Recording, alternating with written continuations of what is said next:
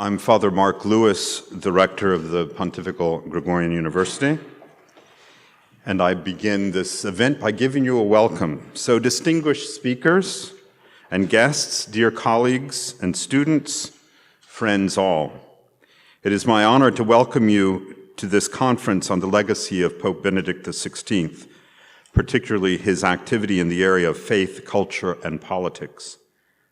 We want to first acknowledge and thank our co-sponsors. First, the University of Notre Dame's De Nicolas Center for Ethics and Culture, the Institut Paps Benedict, and of course, the Vatican Foundation, Joseph Ratzinger, Benedict XVI.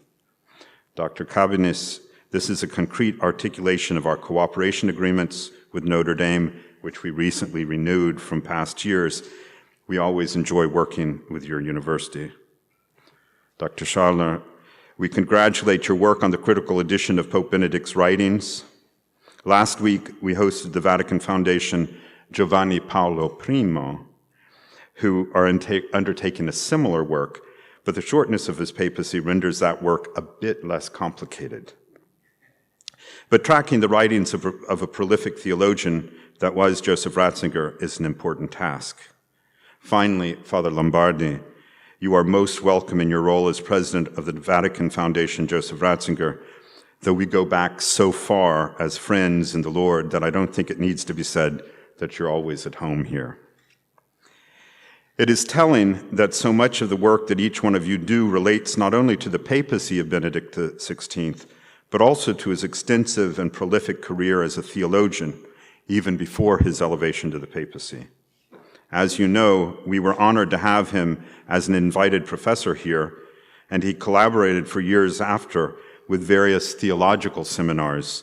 And I see Father Carolla is in the crowd who directed those seminars and arranged his collaboration. I believe he enjoyed the opportunity to interact with our theology students, and their time here was deepened by that experience. It's also worthwhile to note that his theology was studied here long before he was elected Pope, and he will be remembered here long after. Today's conference addresses a very specific part of Pope Benedict's work, the political and cultural debates that occur in the presentation of the faith to the world. Perhaps it is this aspect has been less noticed than his other theological work, especially in Christology. But all of these reflections place him squarely in the category of a Pope theologian. I'm sure there's probably a German term for that we'll hear later. Pope Francis has, in fact, cited Pope Benedict, who speaks quite clearly of how Christian faith impacts political concepts. I quote Pope Francis, quoting Pope Benedict, "Does redemption occur through liberation from all dependence, or is the only way to liberation the complete dependence on love, which would then also be true freedom?" Pope Benedict, in his writings on faith in the political world, sought to inspire a world that would place family, equality, and the common good ahead of materialism and power. I believe this may be the unfinished debates which you take up today. I wish you much success. Thank you.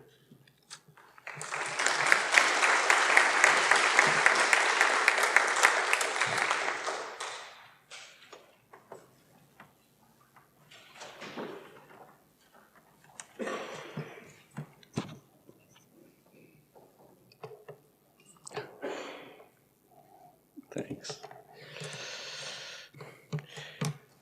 Dear Father Rector Mark Lewis, dear Dr. Christian Schaller, Dr. Margaret Cabanis, academic authorities, professors, dear friends, a brief word of greeting on behalf of the Joseph Ratzinger Benedict XVI Vatican Foundation. The conception and meaning of this conference, dedicated to the legacy of Benedict XVI, will shortly be adequately explained by the two professors Jordi Pujol and Roberto Regoli, so I leave the task to them. But I wanted to say that when they presented the project to His Excellency Monsignor Genswein to involve our foundation, the idea was immediately welcomed by us. In fact, it fully responded to the purposes for which we exist and to the spirit in which we have worked from the beginning, always in cordial collaboration also with the Benedict XVI Institute in Regensburg. It takes up and develops themes on which we had already worked, at least in part, and invites the collaboration of illustrious scholars for whom we have high esteem. It is no coincidence that Professor Marianne Glendon and Professor Jean-Pierre Scuppe, whom we will hear today, had already taken part as speakers at a symposium dedicated to the fundamental rights and conflicts among rights that we had organized some years ago. I thank them from the bottom of my heart for accepting again this invitation together with Professor Laurent Trigot. But above all, this project takes on a further significance today, as we approach the anniversary of the death of Pope Benedict XVI. Indeed, we continue to reflect and become ever more aware of the importance of his cultural and spiritual heritage for the Church and for the world of our time. For this reason, we wanted to link the first stage of this study project with the most important act of our Foundation's annual activity, the awarding of the Ratzinger Prize for the current year by the Cardinal Secretary of State. This will take place tomorrow, and we wanted both of these events to take place under the common title of Benedict XVI's Legacy, as a solemn act of homage to his memory. Therefore, allow me on this occasion to thank already to those present who will also participate tomorrow in the Sala Regia of the Apostolic Palace in the ceremony for the awarding of the prize. We are particularly grateful to the De Nicola Center for Ethics and Culture at the University of Notre Dame for fully embracing this project and making it possible for its further implementation in the United States in the coming months. This is very welcome and much appreciated, since it helps us to expand the Foundation's network of contacts and the promotion of studies on Joseph Ratzinger Benedict XVI on the American continent in an academic venue of great prestige. We can say with certainty that today's conference, hosted here at the Gregorian University, and the project itself are in themselves an effective demonstration that the legacy of Benedict XVI remains alive and fruitful in the heart of the Catholic Church. At the same time, its fruits are spreading throughout the world, not only for ecclesial life, but also for the good of the whole human community, addressing its most current problems and the most radical issues for its future. Thank you all for your cooperation and presence and good work.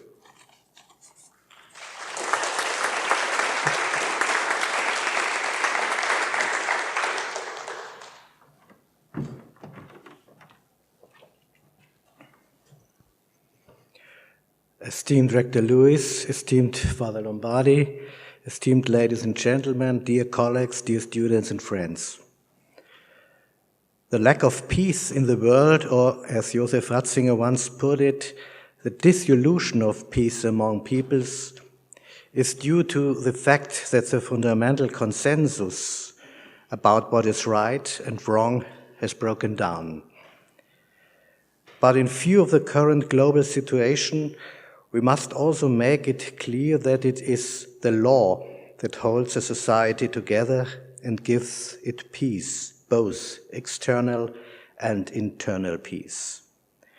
For peace can only be maintained and protected if there is an inner order in a society that serves as a binding standard for the rules of successful coexistence among human beings. However, this also extends to the international level, which must be characterized by a legal order too, otherwise we will lose a space for orderly, legally stable cooperation between peoples. For this reason, the law must never be undermined and thereby become incomprehensible and ineffective. The danger is that the difference between right and wrong would thereby be blurred and fall into the hands of the strongest, who would push the entire complex of right and wrong into arbitrariness. History and the present are full of examples of this. The triad of life, liberty, and property in the Bill of Rights is ultimately based on the tradition of natural law. Individual rights take precedence over the laws of the state. In this way, we defend ourselves against the absolutism of the state. The state is everything, and protects the human individual from the positivism of the law, which has been established by whomever. Ratzinger rightly points out that the law is preceded by something that is beyond human construct.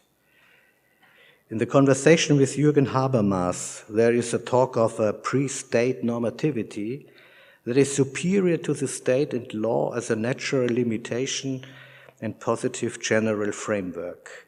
In other words, there is no law and no justification of law without transcendence, because where God as a fundamental form of human existence set by him is pushed out of public consciousness and into the private, merely subjective realm, the concept of law dissolves, and with it the foundation of peace.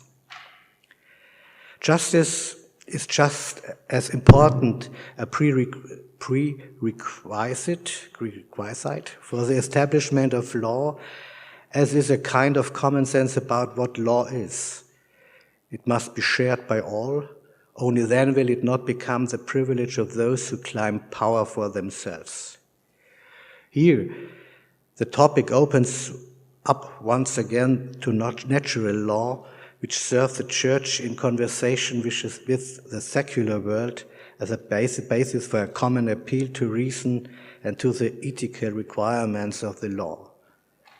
How can this still be realized today? Is this even possible in such a fragmented world? Countless questions can be asked about this, and I'm sure that we will not solve them all today, but we are making a start here today. I am therefore very much looking forward to these coming hours here at the Pontifical Gregorian University, in which these very topical and pressing questions will be explored. I would like to thank the initiators of this meeting for their initiative, the speakers for their presentations, and the participants for the opportunity to experience how ideas and insights can be carried forward and further developed through discussion and dialogue. I wish us all an interesting and stimulating afternoon and evening. Thank you for your attention and good luck.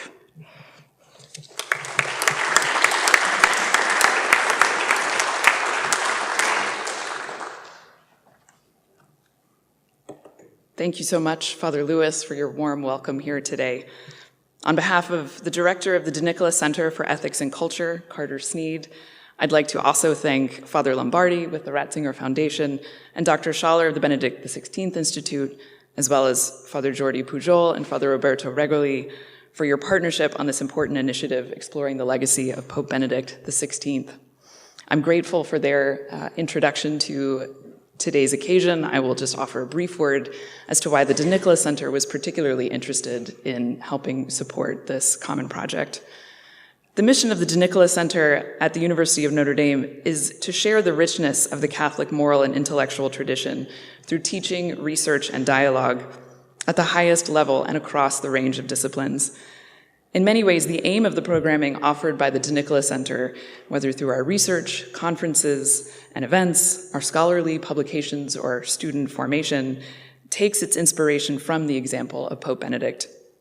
Through his extensive writings and public interventions throughout his papacy, Pope Benedict demonstrated a commitment to bringing the fullness of the Church's tradition into fruitful discourse and exchange on the most pressing and vexed questions surrounding ethics, culture, justice, freedom, and human dignity today.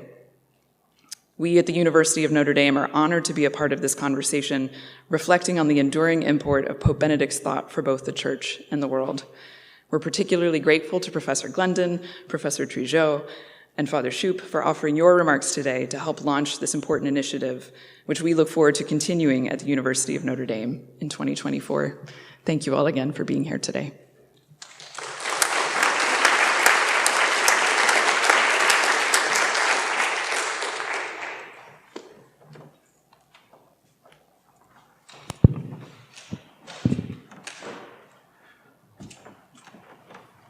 Thank you all for being here this evening. And I want to extend my thanks especially to all who have made this conference and this evening possible. It is my pleasure on behalf of the De Nicola Center for Ethics and Culture at the University of Notre Dame to introduce our speakers this evening. We will hear from Professors Marianne Glendon, Jean-Pierre Shoup, and Laurent Trigeau. But first we will hear from Fathers Jordi Pujol and Father Roberto Regoli. So we will present the project to you. Dear Rector, thank you for hosting us here at the Gregorian, Father Lombardi, Dr. Schaller, Professor Cabanis, all academic authorities, professors, and friends. Thank you to you all for being here tonight. The idea of this project started in 2014, when Monsignor Georg Ganswein came to the Pontifical University of Santa Croce to give a talk on diplomacy and politics, focusing on the foundation of justice in Benedict's political speeches. At that time, I was exploring the foundations of freedom of expression, and Benedict's ideas caught my attention and inspired me in several ways with how to engage the discussion on the different debates on freedom of expression. As we say in the field of communications, I had to put that idea in the freezer, waiting for the proper moment. And 3 years later, I got to know Father Roberto, and knowing his expertise in diplomacy and papacy, I shared with him my fascination with these speeches and the desire to explore this intellectual legacy. He joined this endeavor, and the idea turned into a shared project. We started talking about it, but we didn't finalize anything. Sometime later, our common relationship with the De Nicola Center for Ethics and Culture at Notre Dame and our friendship with Father John Paul Kimes helped us to refine and to frame properly our project as a global and intergenerational conversation. This is what we wanted. With this project, we aim to reopen these debates and engage a wide set of international scholars from different generations. This will be the format: an emerging scholar, a senior, and an emeritus, reflecting on Benedict's texts in conversation with Ratzinger and among themselves. This is how we see legacy. At this point, we knew what we wanted to do, so we were looking to define platform. Having the support of the center at Notre Dame, all three of us had a long meeting with Monsignor Ganswein before Benedict's passing. As Father Lombardi said, we are grateful to Monsignor Ganswein, who encouraged our project and introduced us to the Ratzinger Foundation. The welcoming of the foundation to the project was the last push that we needed. So here we are, almost 10 years of slow cooking, we could say. Father Roberto and myself here, we're about to present to you this project. These three outstanding scholars will be discussing the first speech. The other 6 texts will be addressed by scholars from also from all over the world, in a conference next April at the University of Notre Dame. Father Roberto and myself will present the project in two parts. I will give you an overview of the unfinished debates, and Father Roberto, as a historian, will talk about Benedict's legacy. Let me give you a quick overview of this set of debates opened by Benedict that we consider unfinished. Throughout his pontificate, Benedict XVI opened a dialogue with political and cultural leaders and major international institutions. He spoke to these elites from the podiums of state parliaments, the United Nations, and major universities. This dialogue was made up of 6 speeches and 1 letter that addressed crucial topics regarding the political and cultural debates of contemporary society.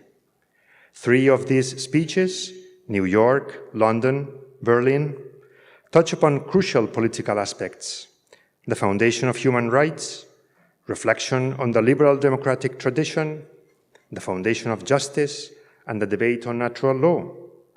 The other 3, Regensburg, Rome, Paris, cover key aspects of the cultural discussion: the relationship between faith and reason, the contribution of Christianity to culture, the authority of science and its relationship with faith.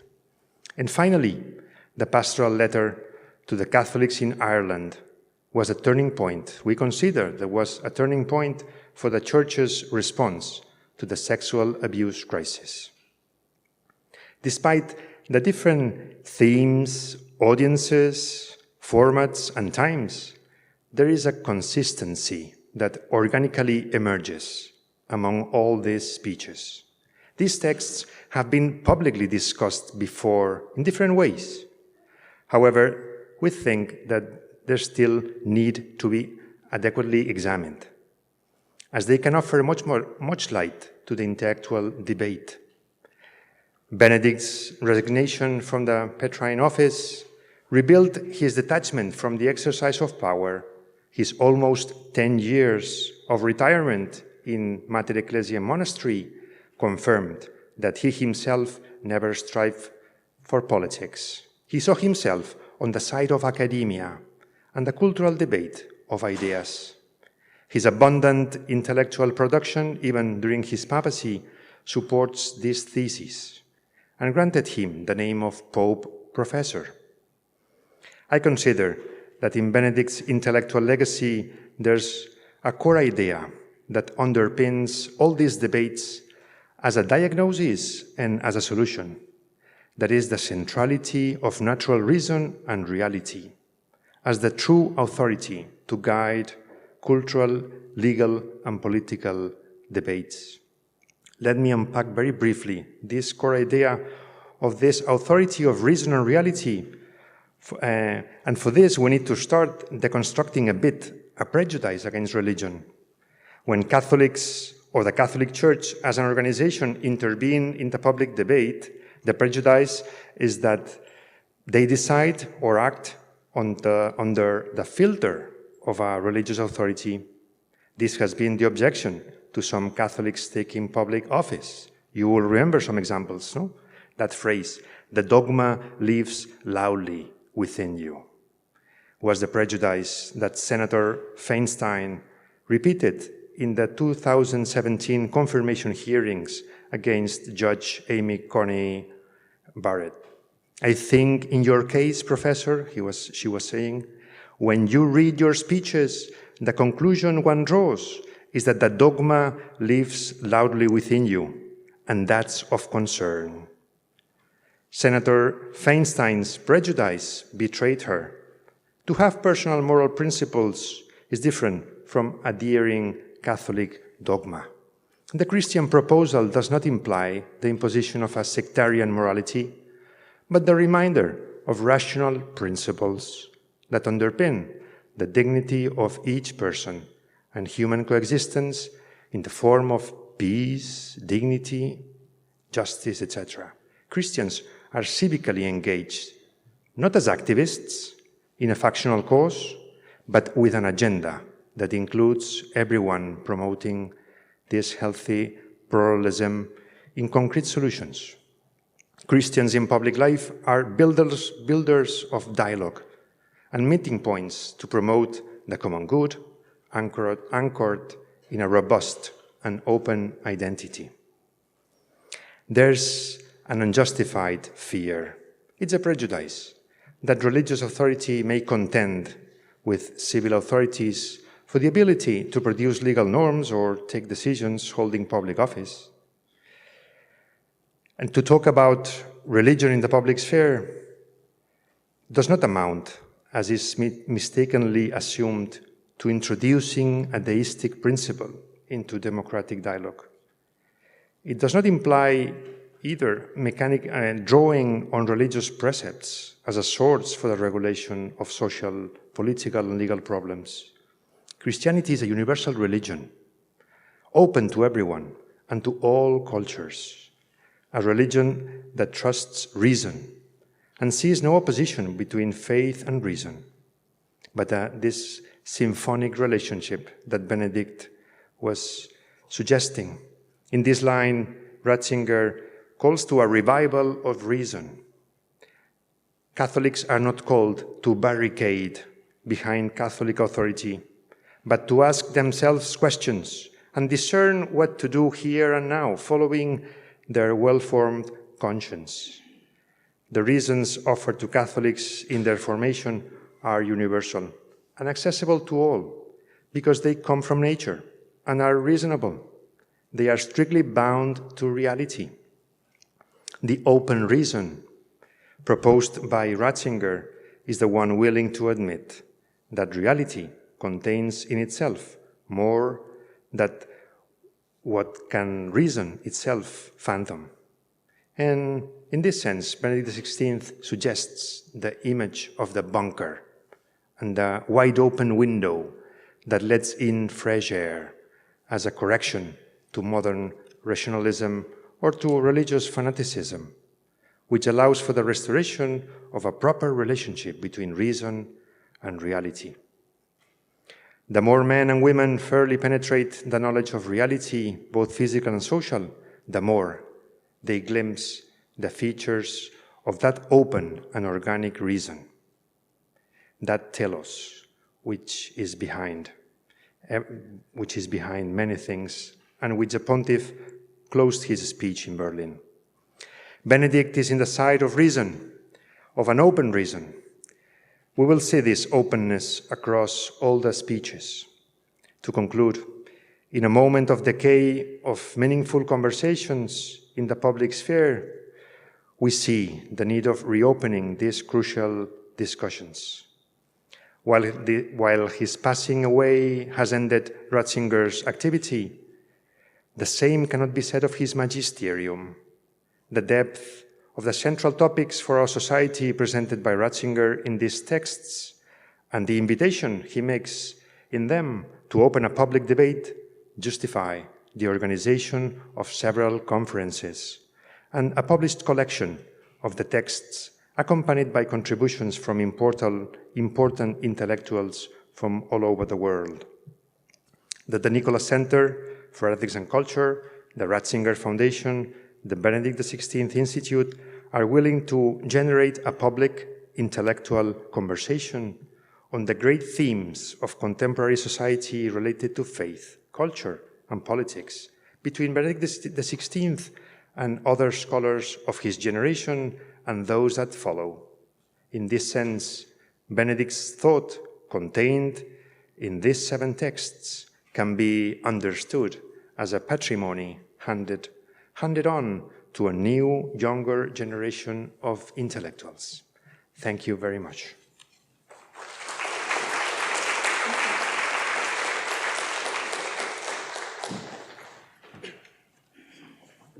Good evening. Dear professors, speakers, dear Father Lombardi, Dr. Azzaro, Dr. Schaller, and Dr. Cabanis, other friends of the Nicholas Center, the students and friends. Let us begin with a clear and a straightforward question. Would we say that Benedict XVI's pontificate was a success or failure? What does success or failure mean when it comes to a pontificate? It's impossible to give a short, simple answer. I can only go back to an event that took place over 1,000 years ago. How did Gregory VII, a zealous reforming pope who confronted major crises in the church, conclude his pontificate? In exile in Salerno. He died outside Rome. Everything seemed a failure. And yet, it was the most important pontificate of the entire second millennium of Christianity. It gave later Christianity its character and left a permanent imprint on the exercise of church governance. Benedict XVI was not in exile, but he was hidden from the world. It is from this perspective that we can think about Ratzinger's legacy. How then should we evaluate Benedict XVI's pontificate? When elected in 2005, it seemed that Benedict was going to be a transitional pontiff, especially because of his advanced age, and the fact that it did not seem it was going to deviate from the general magisterial approach of his predecessor, John Paul II. Yes, the reality at the moment of his resignation in 2013 did not conform with these initial expectations. His pontificate was much more significant because significant moments in the history of Catholicism occurred during it. It was not the pontificate of restoration, which many feared and others hoped it would be. More than anything else, it would be a pontificate of consolidation, one that also would raise the stakes and take risk. Benedict knew how to confront the problem of abuses, particularly the sexual abuse of minors by clerics.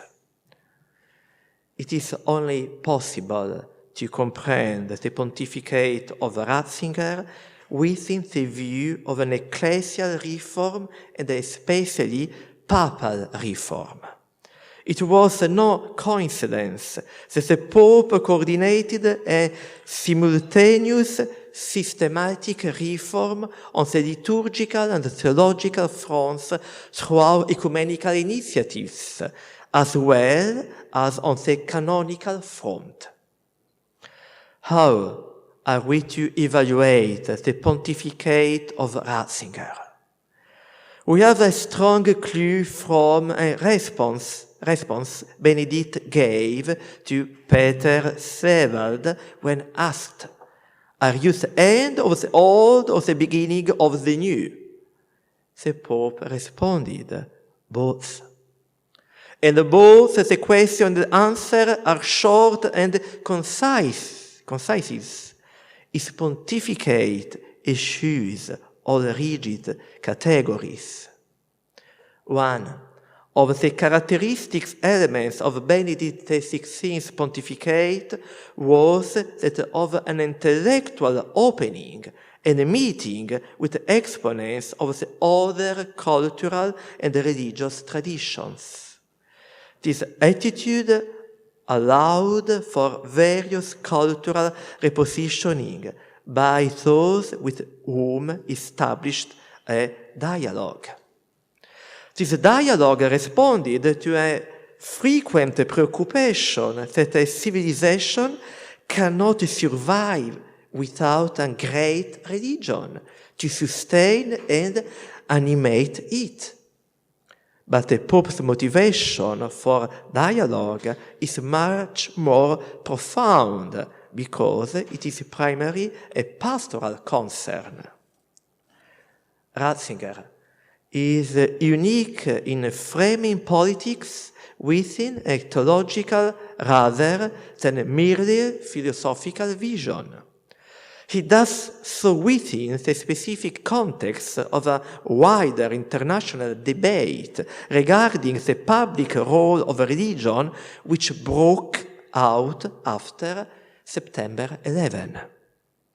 According to Benedict, Christianity does not really have a theological politics, but only a political ethos, for which the Civitas Dei can never be an empirical, stake-like reality, because the state can only be a civitas terrena. Benedict XVI wants to avoid the risk that Christianity will theologize politics, just as it should not politicize theology. The Pope's general approach provoked many reactions in the intellectual world. While the radical neo-enlightenment crowd never budged, people like Marcello Pera, an Italian philosopher and former president of the Italian Senate, decided to explore and compare his own thinking openly with Benedict's. There was also an extraordinary conversation between Ratzinger and the philosopher Jürgen Habermas, which had hints of the former remarks to French intellectuals at the Collège de Bernardin, as well as an exchange between Italian Marxist intellectuals and Ratzinger's theology. In the face of all these, the initial questions returns: how are we to evaluate this pontificate? Only an honest evaluation will help us arrive at a proper consideration of Ratzinger's legacy, examining it not from an conservationist or archaic perspective, but from a vivid and dynamic one. It is not about repeating Ratzinger's arguments, nor resuming the topics dear to him or his method, but rather, especially on a theological level, by being embedded in the way Ratzinger's point of view is rooted in the mind of Christ. In the end, it is recognizing that the traditio of the faith is precisely a matter of the exchange of glances, our responses to Christ's loving gaze, which taste of history and which make history. There is an assessment of his pontificate by Benedict XVI himself, given to the faithful on February 27 in the year 2013, that is, the day before the sede vacante. His reading of it is a clearly a theological one, but fascinating for understanding the Pope's mind. It is a long quotation, but worth reproducing in full. I quote: "It has been a portion of the Church's journey which has had moments of joy and light, but also moments which were not easy. I have felt like St. Peter with the apostles in the boat of the Sea of Galilee. The Lord has given us so many days of sand and of light winds. Days when the catch was abundant. There were also moments when the waters were rough and the winds against us. As throughout church history, and the Lord seemed to be sleeping. But I have always known that the Lord is in the boat, and I have always known that the boat of the church is not mine, but his. And the Lord does not let it sink. It is he who guides it, surely, also through those whom he has chosen, because he so wished. This has been and is an certainty which nothing can shake. Finished quote.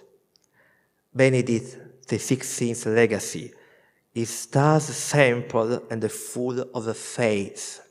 It is the vision of a beautiful church that is the work of God and not of man.